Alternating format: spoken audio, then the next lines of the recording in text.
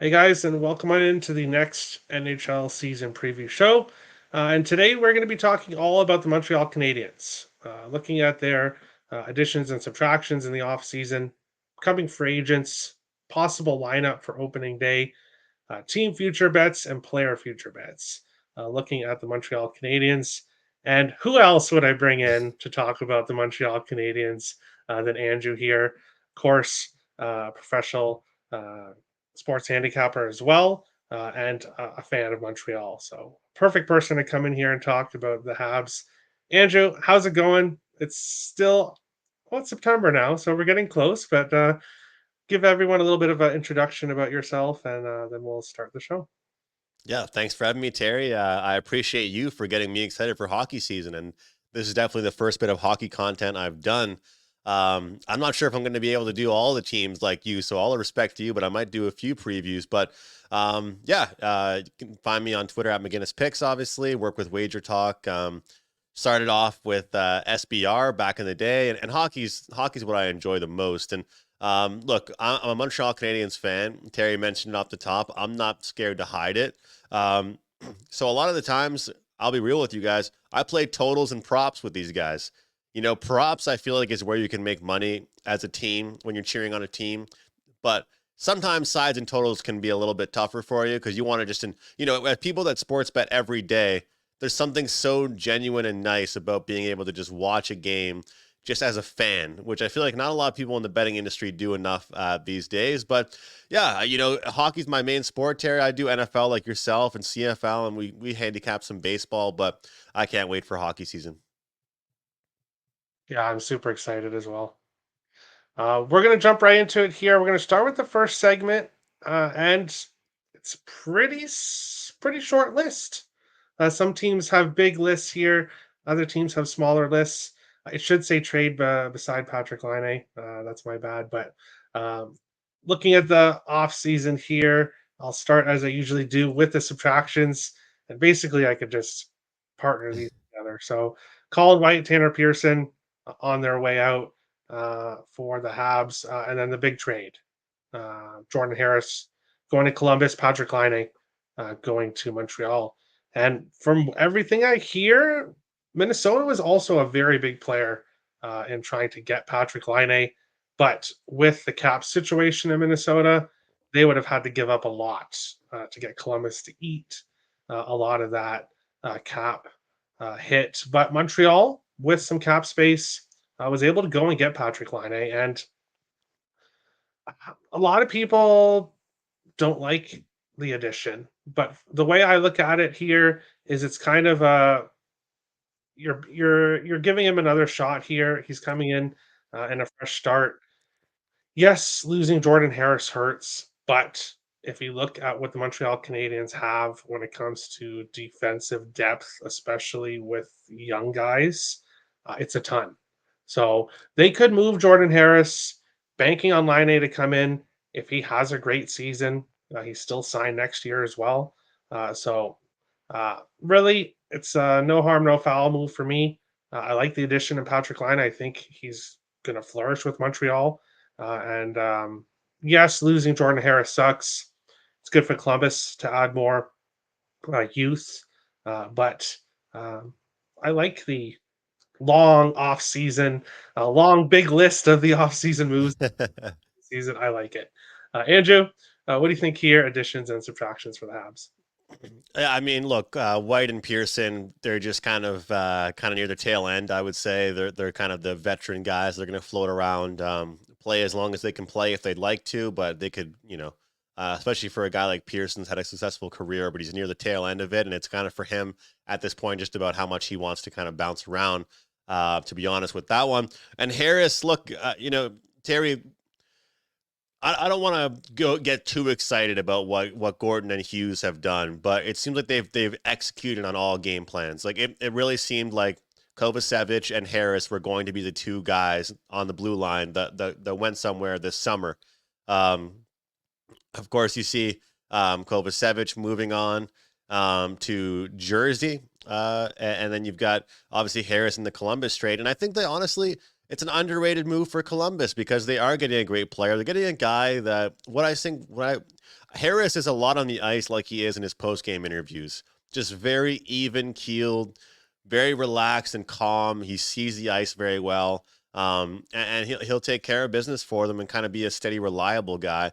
But Kovacevic, Harris, they were kind of both up in the press box a handful of times throughout the season, and Harris had some injuries as well.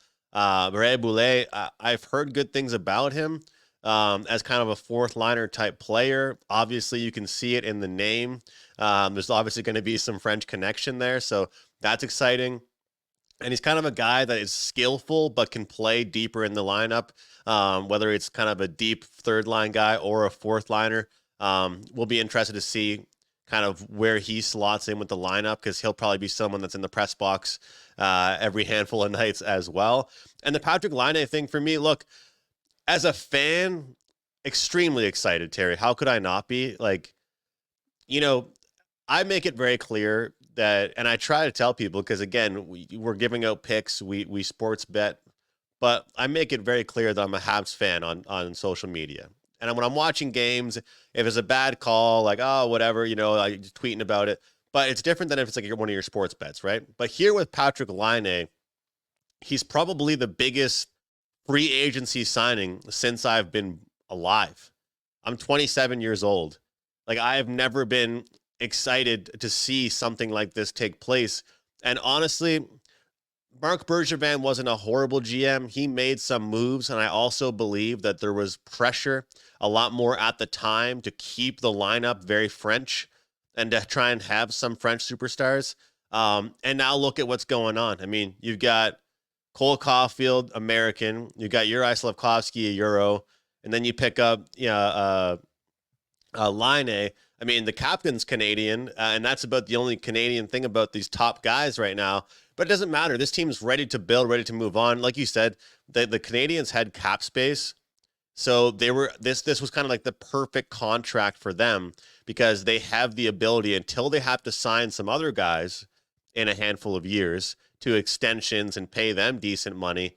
They had kind of this money. Like I've had people telling me like, can you believe that they took on this contract? It's like, well, why wouldn't they? What else were they going to do with that money? It's not like there's some of these contending teams that, take on these contracts and then that way they can't add depth. They have the money, so they might as well spend it. It's exciting for the fan base too, like throughout the rebuild. And also this team went to overtime. 26 times last season, 26 overtime games. They had a ton. I think they were in the 30s, Terry, in one goal. Every website I look at tells me a different result for this. So I don't want to throw a number out there, but they were in so many one-goal games. So having the ability to add a superstar goal scorer like Laine, I think is really good for them. And the power play too. Like that power play is going to be dangerous, and they already have had a really good penalty kill for what it's worth. Like there was a time where they killed I think 18 straight penalties last year. Like you've got Jake Evans, you've got Gallagher out there, you've got Matheson, you have Savard, some of these younger guys, Gooley. Like I think my favorite thing about the Montreal Canadiens is that everybody kind of knows who they are. A lot of teams, there's guys in the fourth line that want to be up there on the second line. I think a guy like Jake Evans will never get the respect he deserves from the hockey community. And why should, a Minnesota fan be praising Jake Evans? I get it. I don't know all about your fourth liners, but I really like what a guy like that brings to the team because he doesn't have hopes to be cracking the top six, I don't think. He just knows kind of who he is. So that's kind of one thing I really like about this Habs team is that it's kind of like the old Bill Belichick thing, do your job, and they're pretty good at that.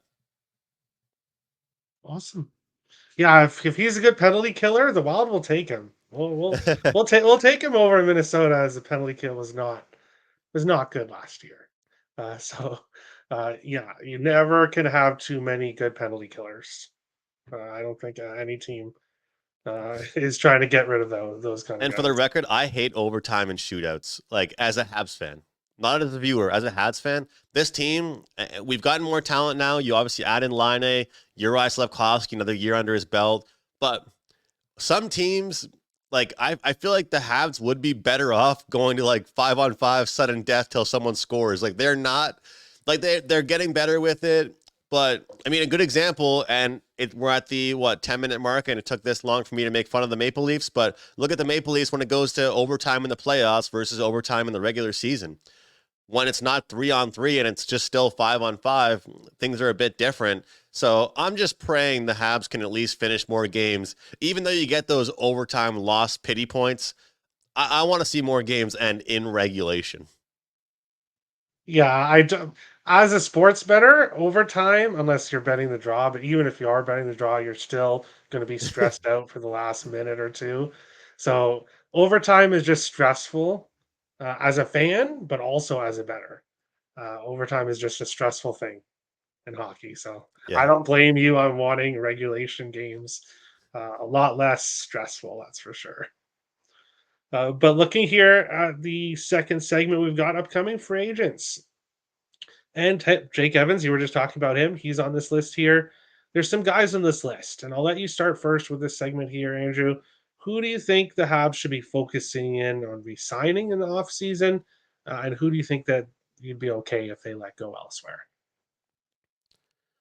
The guy that kind of sticks out to me the most on this list, Terry, is Yoel Armia, because like a really weird year for him last year. Got to respect him as a pro for the way he handled things, because he was one of those guys that was up in the press box as well.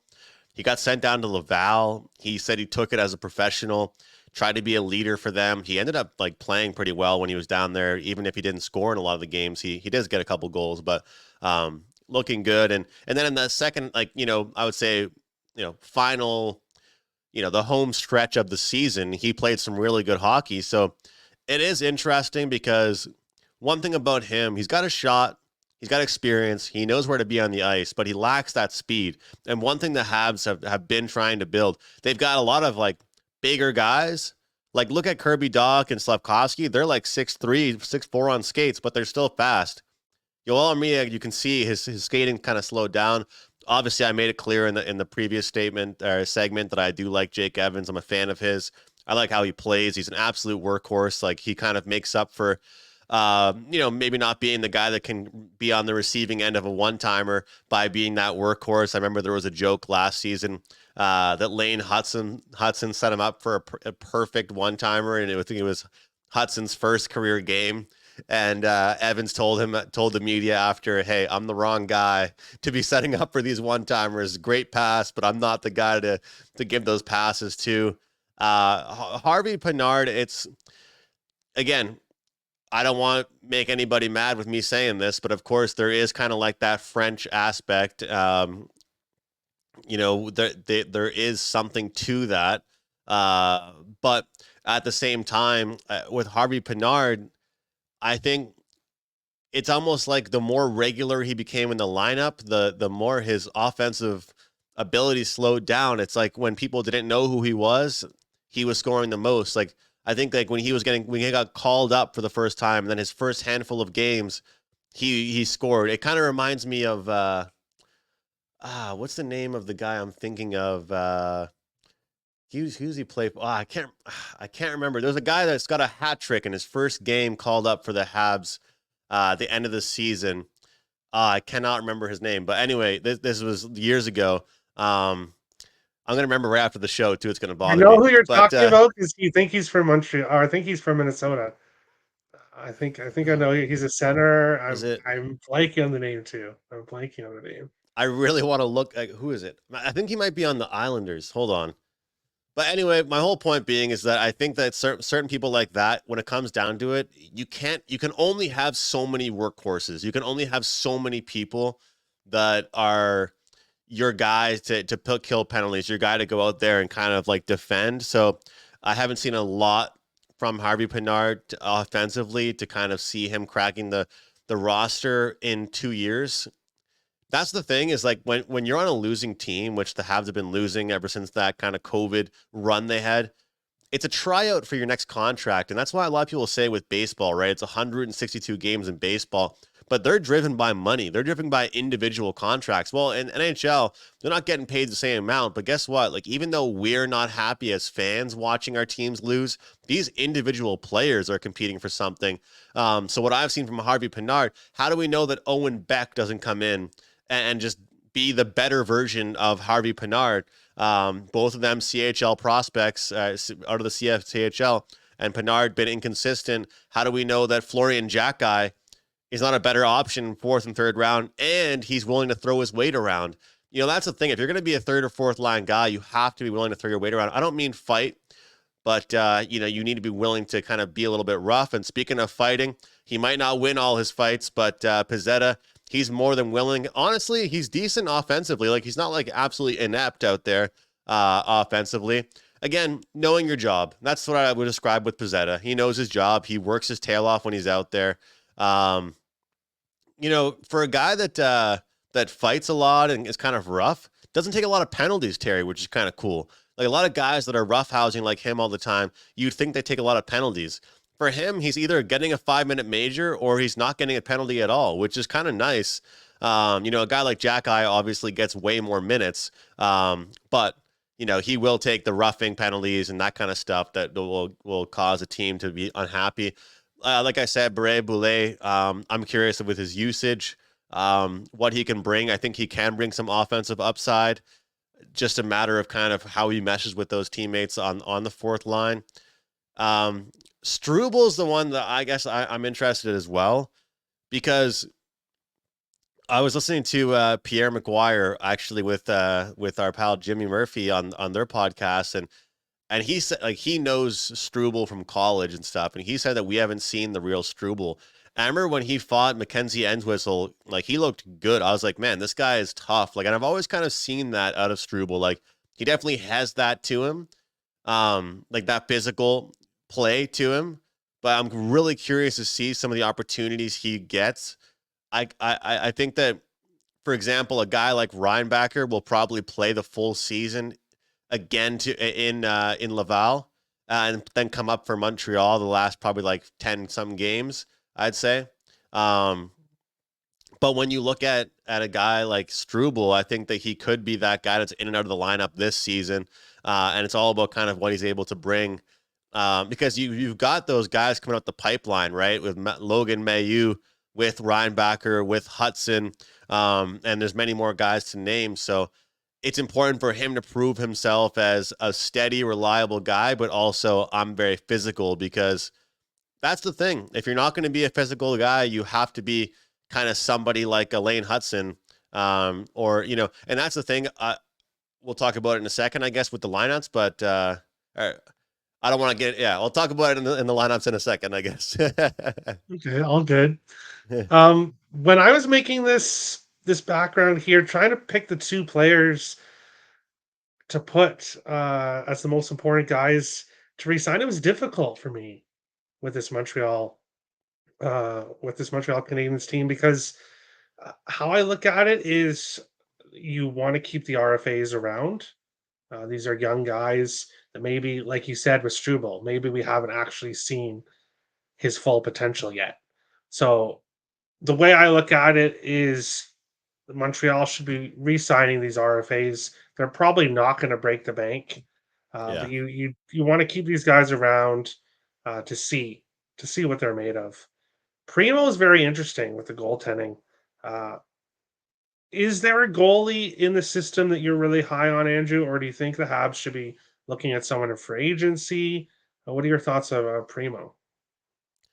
Well, I think that, I mean, the Habs fan base and Habs management hasn't been excited about a goalie like Jacob Fowler since Carey Price. Like, honestly, like the hype is real behind him. The thing with Primo, and I understand, Terry, that it takes time for goalies to develop, but it's not like he's new to the league, right? That's the problem. He's been around for a couple of years now. And the thing with him is that he'd put up these phenomenal numbers in the minors, and then he'd come up to the NHL and get lit up. Like, the speed change was that much different for him. Last year, he settled in. Like, he had some wins under his belt. He played the second half of a back-to-back on the California trips, on the Florida trips, you know, and he was able to have success. I'm shocked if Montembeault and a lot of people think that the thing is that Jacob Fowler will probably be the starting goaltender for Laval next season, like not this coming season, but the one after that. Like they're gonna take him all the way from college immediately, probably the goaltender number one in Laval, and so I wouldn't be surprised if either they keep Caden for cheap, like you said, you can not have to pay that much, or they just get like a vet behind Montembeault. They get somebody that they can split the workload with and see if Primo can find somewhere else to go. That one is interesting. It's a good question because I did not like Montembeault at first when we first signed him, and then I was like, you know what? Yeah, he wasn't very good, but there was some shitty defense going on. So then last year when he got some decent defense, I was like, man, this guy's making some pretty good saves. You look at his goals saved above average, it was up there like top part of the league. Oh, awesome. I didn't know that actually. We'll move on to possible lineup here. Taking a look at what the lineup could look like here on opening night. Of course, don't get angry at me in the comments if things are different on opening night. This is done by depth charts. We haven't even gotten to the preseason yet, so things could look very different here on opening night. But looking at it, what else can you say about that top line? Except I think it's pretty much set that we're going to see those three guys here again. Slavkovsky was a moneymaker for me last year.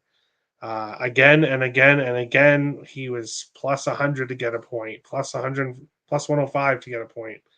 Uh, and despite that, being on a 6, 7, 8 game point streak, he's still plus money every day to get a point. So I was riding with Slavkovsky a lot last season. So again, he'll be a player I look at as we go into this season. I'm expecting to see the books kind of price him a little bit more accurately this year, but especially early on, we might be able to get him for a decent price. And I like that second line. I think it may take some time for chemistry to build between these guys, but Kirby Doc, of course, he's dealt with injuries, but getting in here, second line, having a guy like Patrick Laine beside him, Alex Newhook as well. I really like that second line. Third line, good as well. I think there's some offensive talent there. Brendan Gallagher, a pain in the ass to play against. So you've got a nice mix there. The fourth line, I think we'll see guys move around. Barbelet, like you said, may find himself scratched. Maybe Pizzetta gets in there. Joshua Roy is there as well. The defense, we've got some young guys on the defense. And that's, I think, where my question marks are with Montreal is, do these guys take the next step this year or is it the year after? Because all these young guys, you don't really know when they're going to take that next step. Mm. It kind of just happens. So, with a young team, I think the Habs could have a great season. I could also see them. They are in a tough division, but we'll get to where we think the Habs are going to finish after in the next segment. But I think the question marks are with the defense. But there's a lot of potential there where it could be a very strong defense. And then goaltending, Montembeault and Caden Primo. I think again question marks there as well. It'll depend on how the defense plays as well. Will of course affect those guys, but overall a pretty good lineup, and I think a lot of people are maybe underestimating the Habs a little bit and the guys they have. Andrew, possible lineup here. What do you like about the lineup? What would you change if you were head coach, if anything? I like that they went with Slepkowski, Nick, and Caulfield for so long last year. I like that a lot. I wouldn't be shocked, Terry, to see whether it's through preseason or whether it's actually in the regular season at some points for these lines to be mixed up. And I think that Caulfield, Slavkovsky, between the two of them, because Nick's not getting moved, between the two of them, they have to be willing, and I'm sure they both are. They just want to win, and comfortable to be playing with different people. I think that's going to happen. I think it's a blessing to be able to have that to happen, because last year we were a one line team. You know, if it was a goal from the third or fourth line, it was kind of a really, really, really crappy goal. But yeah, I mean, Doc is the biggest thing. Everyone's going to talk about line eight. Doc is the biggest key to this season's success for the Canadians. And I'm going to add with everybody else on the pressure for Kirby Doc, the pressure that he's going to put on himself as well. But it's so funny. You know, I'm such a diehard. Like, I pretty much don't miss a preseason game, Terry. I remember vividly, I was at a restaurant with my friends last year. I think it was for like someone's birthday in my friend group. And I was on my phone streaming the Canadians preseason. Like, I just absolutely love this stuff. And Kirby Doc looked good out there. And of course, to only play a handful of shifts, I mean, he pretty much had the Aaron Rodgers situation happen to him, except for he's like 20 years younger than him. So that'll be huge to see what he can do if he can stay healthy. I mean, he's physical, but he also like kind of like doesn't look for it. He's just strong around the puck. I think that he's a good trigger guy. He's a natural playmaker. He has no problem admitting that. And then Newhook obviously brings the speed to that lineup. I've always been a Newhook guy. I want to see him shoot more. I want to see him kind of have no issue with driving the lanes and then even just throwing the puck at the net. You know, worst case scenario, you get a bad bounce and then someone could tap it in. Bottom line, you know, you got to be tough with those bottom lines. The good news is Josh Anderson can't have any worse than a season. Like he couldn't like shoot a hockey puck off a boat into the water. You know, like this is a guy that literally couldn't hit a house, you know, in the driveway. I mean, he was really, really bad. Like he was inaccurate, but he didn't give up all season. He still found ways to make plays, and it's not like he wasn't creating chances. He just wasn't scoring. So I think he's going to have a good bounce back season. And let's be real here, Terry, too. It takes pressure off players like Anderson and even Dvorak when you've got a guy like Line now up there on the other line, or Kirby Doc healthy. And then the bottom line, like I said, do your job. The bottom line, I respect their hustle that they do. I think that the Canadians do a really good job, the head coaching or the coaching staff, about when and how much time to give those lines. I find some teams don't show enough love to their fourth line, and then they don't really feel that appreciation as much. But the Habs do a good job of like spreading their minutes out there. Look at you with Lane Hudson on the second pairing. That was, you know, everyone's talking about who's he going to play with if he plays out there. I think Dave would be the guy. And speaking of Dave being the guy, I mean, a lot of people think he might be the guy to go at the trade deadline. And again, a Quebec-born player, a guy that loves being a Hab, has so much fun being a leader with this team. Curious to see, and I think honestly that all will come down to how the team is doing at the trade deadline, if they keep Mike Matheson and they keep David Savard, because once they get rid of one of those two guys, it's kind of like the kids are running the school. You know what I mean? It's not going to be like there's that dad figure. There's not that guy that's married with the kids and a family. It's going to be Jack-Eye, Gooley, and Barron. Those guys are going to be the experienced guys, which says a lot, you know, when they only have a few more years than a guy like Hudson or Reinbacher or Mayu. So, look, Justin Barron, he's from my hometown. I'm cheering for him, of course, because of that. One thing I will say to Habs fans listening about Barron is this. I'm defensive because I know what he's capable of. He was the captain of our CHL team here in Halifax, Terry. Unbelievable player. But he's an offensive defenseman. So this is the problem. It's kind of like when Dominic Ducharme had Cole Caulfield playing on the fourth line. How can a guy that's that skilled be on the fourth line? And I'm not saying that Justin Barron should be the number one defensive pairing. I'm just saying that this matchup, the pairing that you have him with right here with Arbor, is great. One guy's the physical guy. One guy can be the playmaker guy. When Barron gets starts stick handling around people, Jack-Eye can stay back and be the stay-at-home guy. I feel like that's what Barron is. People haven't really seen that enough from him. He did score a few goals last year. But I'm rooting him on. I'm rooting him on. The biggest thing for me, I would say, on the season is if they can have more neutral zone time or more offensive zone time, and not spend enough that much time in your own end. Really, Terry, that's the big thing for me. And when you've got lines like the ones that you got displayed there, especially the new hook Doc and Line one, like that one's going to be able to zip the puck up the ice really quick. That one's going to be dangerous. It wouldn't shock me to see Suzuki's line actually be a little more shut down sometimes, and the second line pick up some points. Yeah, well, and like you said from last year, having like a one line team, the defenses were having to really just focus on Slavkovsky, Suzuki, and Caulfield. Yeah. Now, if they do that, they're going to be leaving Doc's line unprotected. Mm. So, yeah, I completely agree there One thing with too, that. Terry, real quick, I forgot to say was that Hudson. I'm a big believer. Hudson should not go to Laval because of the way they play there. They call it's like the jungle, right? I mean, it's even worse, obviously, down in the East Coast League, but the AHL, they've got guys that are going to see a player like him and they're trying to make paychecks, right? Like, this is the thing. We're all fans and sports bettors.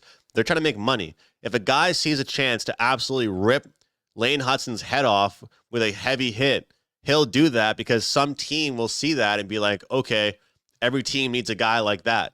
And the AHL is much more physical. They play sometimes 3 games in like 2.5 days, like Friday, Saturday, Sunday. They go back and forth. The schedule is crazy.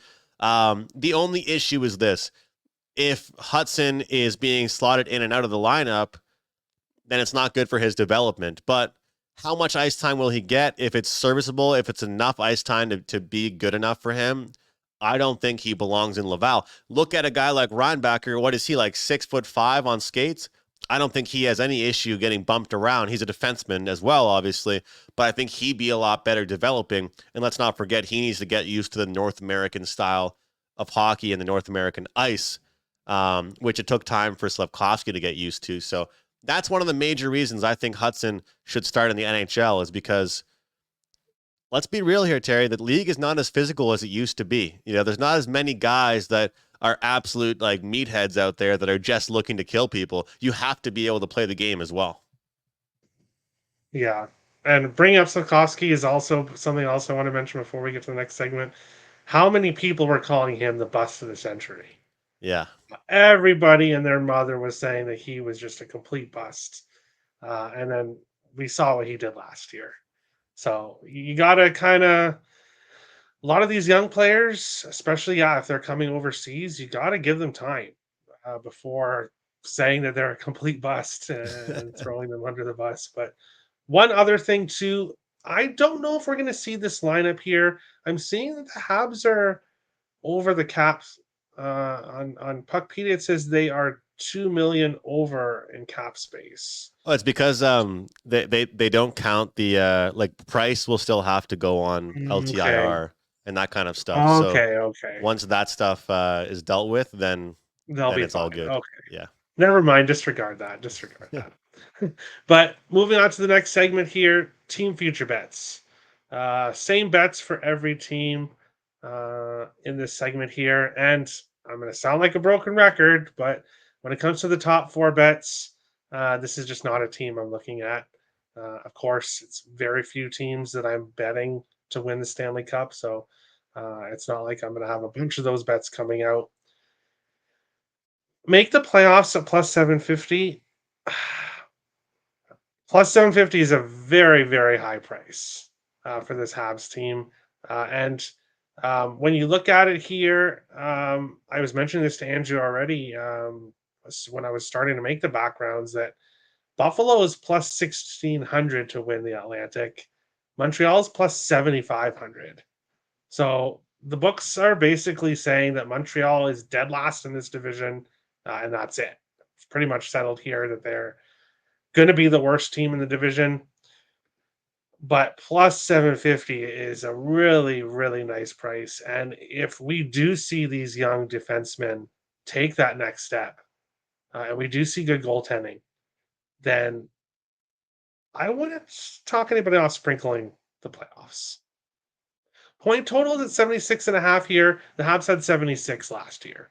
So if you see them making any improvement at all from last year, you're going to want to take the over and the point total. They're in such a tough division, but it's kind of hard not to want to take the over 76.5 points as well. 90 plus points, I'm not getting there. If I was going to do that, I would just make playoffs a plus 750 instead of going with 90 plus points. Least points in the NHL? I don't believe so. I know some people might look at the Habs here as a good possibility for that. But of course, there is a team that I am looking at. Another Canadian team, I'll say it right now, the Calgary Flames, Yeah. plus 1600. I would look at them here. And actually, now that I've noticed, the odds have changed here. Montreal is actually plus 1100 now. So we have actually seen these lines move a little bit here. Andrew, team future bets here for the Habs. Does anything on this list stand out to you? Honestly, Terry, I just want them to be playing meaningful hockey after Christmas into February. That's kind of where I'm standing. What I'll say is when you're getting better and everybody around you's getting better too, it kind of stinks. Like, because you've got the Leafs that are still good, obviously. You've got the Lightning that are always going to be the Lightning. The Bruins are the biggest outlier. I didn't know. I don't know if you did your Bruins preview or not yet, but did you do it? Yeah, I'll have to check it out because, yeah, make sure you guys all go and watch that one because to me, that one's probably a really interesting one to discuss where the Bruins will fall. Everybody knows they kind of overachieved last year based on their lineup. We'll see what they can do. The Bruins are a well-coached system, though, with a lot of vets. The Sabres and Sens. Look, here's one thing I'm going to say, and I appreciate you sending me that message. Are they that much better than the Habs? Are they really that much better? Are the books taking into account the Kirby Doc injury? How much are they taking into account Patrick Laine? How much are they taking into account that for 3 months last year, Slavkovsky played with like Josh Anderson and Harvey Pinard, and now he's playing with like two of the top players on their team? You know, to me, that's the thing that's not being taken to account. I'll put it this way: the make the playoffs one, Terry. I feel like if you like them to make the playoffs, I feel like we could all make a lot more money just betting on them to win quite a bit this season. That's kind of the way I look at it. If they're going to make the playoffs, they're going to have to cash a bunch of plus 150, plus 145 tickets. So you're probably better off doing that. And the good news is, even if they don't make the playoffs, you're probably going to have better luck making some money by taking them as an underdog in some situations when they play some of these teams, especially in their division. Let's say even a Boston or a Tampa Bay or a Toronto on opening night. You know, every year the Habs play some of these teams really, really tight. To me, the Habs, it's a lot of it about you talk about youth. I don't mean to go too long here, but it's more so about like getting used to like when you go and play LA, San Jose, and Anaheim in a 3-game stretch, you got to take 2 out of 3 there on that road trip, and they've been way too used to winning 1 out of 3, or if not 0 for 3. And that to me is really the difference. It's not the Saturday night hockey night in Canada playing the Leafs or playing the Bruins. It's those weird games that at 3 p.m. Eastern on a Sunday afternoon when you're all watching football and the Habs are playing against the Florida Panthers. Those are the games that they have to win. I think their scoring will help. This is a team that was involved in a ton of 1-goal games. Like I said, 26 games went to overtime, and they had one line pretty much. If you throw in some production from Newhook and Laine and Doc, it could be a lot better. So, but you know what, Terry, I've learned from you and what you're saying, these comments I hear from you is it's not like the defense is bad. It's just how much more can they elevate? Gooley, you've signed your contract now. You aren't just the young guy anymore. We need something out of you all the time. But again, I think it takes pressure off these defensemen when they finally got some offense going. They're not going to be spending 85% of the game in their own end anymore, which is nice. Yeah, I agree. And you know what? The more I think about it, 76.5 points, I think I want to take the over. The more I think about it, of course, I have not locked in all of my future bets here. Kind of waiting till we get a little bit closer to the season before I lock everything in. But this Habs team, like you said with Doc, that's a huge addition, even though he's not an addition. But it's if he plays a full season, that's a huge addition. Of course, Yeah, we've talked about Patrick Laine and all these young having a team filled with young players when they take the next step, that's going to have a huge impact. So 76 and a half points. They had 76 last year. I'm probably going to be on the over. It's probably going to be end up being a client play for me. And I'll be rooting for your Habs I all like season it. long. I'm But excited. we'll I'm get to the excited. yeah, we'll get to the final segment here before we end off the show. I'll quickly run through here what the players have done in recent years. Caulfield's at 31 and a half, 28 goals last year, 26 the season before that. But the 26 goals in 22-23 he did in 46 games. Last year, 82 games, he had only 28 goals, but a lot more assists last year. 65 points in 82 games. Don't really have any interest in Caulfield props. Um, Slavkovsky here, of course, his first season, 39 games, 10 points. Last year, 20 goals, 50 points in 82 games. I see him continuing to improve. I don't think we've seen the best from Slavkovsky yet. I think his best years are still yet to come. So I would look at his point prop and goal prop. I'm hoping that he's going to be on that top line, but as we've already kind of discussed, I like those guys in the second line. So even if he does find himself in that second line, it's not a drastic drop off at all. So I like Slavkovsky props here. Suzuki, he had 33 goals and 77 points last season. So pretty close to the number here. The season before that, 66 points in 82 games. The season before that, 61 points in 82 games. He's played 3 seasons in a row where he's played all 82 games. That, when you are looking at a player that you want to bet for their full season point or goal props, you want somebody that's going to be like Suzuki that's been healthy. That leads us to Patrick Laine, who last year played in 18 games, 55 the season before that, 56 the season before that, 45 the season before that. So, of course, some of these years have been shortened a little bit, but he has not played an 82 game season since 2018, 2019. So, while I do like Line to play well here in Montreal, I can't recommend betting his goal prop just because I need to see I need to see it from him first, in my opinion. Samuel Montembeau, he had 16 wins the last 2 seasons, 40 games played in 22-23, 41 last year. And his total is at 20 and a half. So the book's thinking that he might win a few more games here, despite the book's not really thinking the Habs will improve, which is kind of interesting. Montembeau might most likely gets more games this season. So that could be the reason for it. Hudson is the big question mark. 38 and a half points. I was saying to Andrew before the season, what if he doesn't play very many games? How would the book settle that? So that's something to look into with a rookie like that. And then of course the Calder bet there at plus 1,000. One more that I didn't list here. If you like the Habs to make the playoffs, then you are going to want to look at the Jack Adams award here, plus 3,500 for Martin St. Louis. So I would look at that here if you do like the Habs to potentially make the playoffs.